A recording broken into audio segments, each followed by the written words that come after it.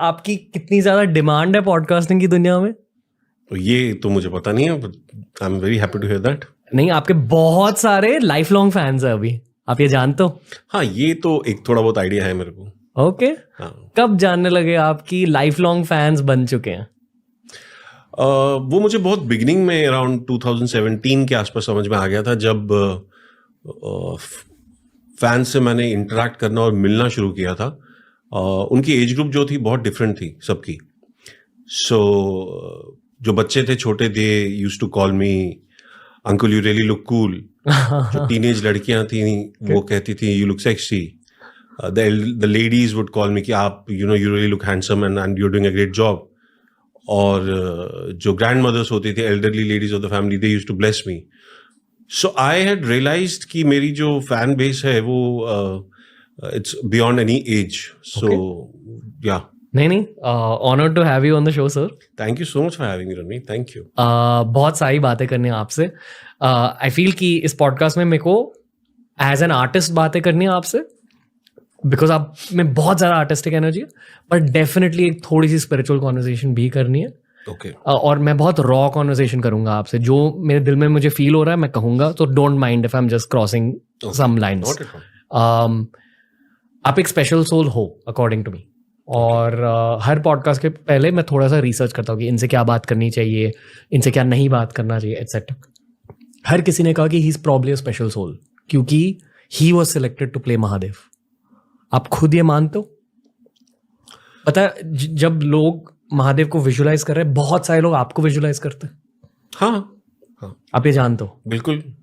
और क्या लगता है इस पूरे, आपकी पूरी जिंदगी के बारे में आपको क्या लगता है बेस्ड ऑन दैट? ये बहुत इंपॉर्टेंट मोमेंट है आपकी लाइफ का इन टर्म्स ऑफ, ये पॉडकास्ट नहीं मैं शो के बारे में बात कर रहा हूँ। आप क्या, किस नजरिए से शो को देखते हो?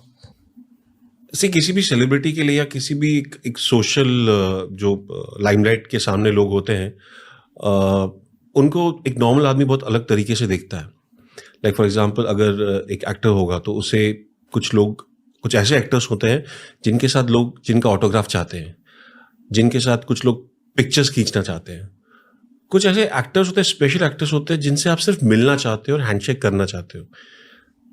सो आई फील मैं उस कैटेगरी ऑफ पीपल में आता हूं, और वो कैटेगरी स्पेशल इसलिए होती है बिकॉज हर किसी का उस इंसान के साथ एक डिफरेंट लेवल पे एक कनेक्शन होता है which can not be explain in words. So वो सिर्फ मिलके खुश हो जाते हैं। एंड एज फार एज जो ये शो की बात है, so I think I was blessed, he chose me. मुझे आज भी याद है, बहुत सालों पहले एक एल्डरली लेडी मुझसे मिलने आई थी और उन्होंने मेरे पाँव छूने लगी। तो मैंने कहा, अरे माता जी, आप ये क्या कर रही हैं? प्लीज़ आप ऐसा मत कीजिए, आप तो मेरी दादी की उम्र की है। तो उन्होंने मुझसे बड़ी प्यारी बात कही। उन्होंने कहा कि तुम्हें कोई हक नहीं मुझे रोकने का, क्योंकि तुम ये मत समझो कि मैं तुम्हारे पाँव पड़ रही हूँ। तुम माध्यम हो, तुम कनेक्शन हो, तुम मीडियम हो। सो तुम प्लीज़ मुझे रोको मत, और मुझसे मेरा वो 5 या 10 सेकंड का जो मेरा स्पिरिचुअल कनेक्शन है ऑलमाइटी के साथ, उसे रोको मत। सो आई थिंक वो एक स्पेशल पॉइंट था मेरी लाइफ में जब मैंने गिव इन कर दिया। मैं पूरी तरह से सहमत हूँ माता जी के साथ पर बताइए। सो वहां मैंने गिव इन करना शुरू कर दिया था कि okay, I am just a medium, and मेरे को कोई हक नहीं है कि मैं लोगों से ये छीन सकूं या उनसे दूर रहूं। आप बचपन में शिव जी के मंदिर जाते थे? So I am from Kashmir, I am born and brought up in Kashmir. हम लोग, मैं कश्मीरी ब्राह्मण हूँ, हम शैविज्म हमारे में बहुत माना जाता है। और अमरनाथ की वजह से हर बच्चा जो होता है लॉर्ड शिवा से कनेक्टेड होता है जब आप छोटे होते हो। सो मैंने बचपन में ही मेरे फादर के साथ, बहुत छोटा था मैं जब उनके साथ मैंने टेम्पल जाना शुरू कर दिया था। कश्मीर में एक शंकराचार्य नाम का एक बड़ा फेमस टेम्पल है। सो बचपन से एक अलग कनेक्शन रहा है लॉर्ड शिवा के साथ, और वो मेरा पर्सनल कनेक्शन मेरे फादर की वजह से रहा है, बिकॉज वो एक फर्म बिलीवर थे लॉर्ड शिवा के। सो या। पर बचपन में कभी आपको लगा था, बिकॉज आई एम श्योर आपने ये सोचा होगा कि एक दिन मैं शायद एक्टर बनूंगा, और कभी ऐसा सोचा था कि एक दिन मैं शिवजी का कैरेक्टर प्ले करूंगा स्क्रीन पे?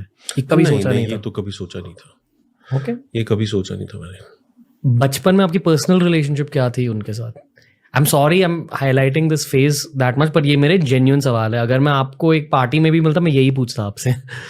सो सी मैं तो बिकॉज कश्मीर में मेरी पैदाइश हुई है, हम पले बड़े कश्मीर में ही जी। तो जैसे मैंने बताया कि पिताजी की वजह से हम टेंपल जाया करते थे, हम उनकी वजह से हम लॉर्ड शिवा से कनेक्टेड थे। ऑब्वियसली मैं छोटा था, सो इतना कोई स्पिरिचुअल डीप कनेक्शन नहीं था, अंडरस्टैंडिंग नहीं थी। बट यस, क्योंकि हम कश्मीरी ब्राह्मण्स में शिवरात्रि बहुत बहुत बड़ा त्यौहार होता है ईयरली बेसिस पे, जिसे हम कश्मीरी में हेरत कहते हैं। सो वो जो पर्व होता है वो बहुत ही ग्रैंड लेवल पे सेलिब्रेट किया जाता है हर कश्मीरी ब्राह्मण फैमिली में।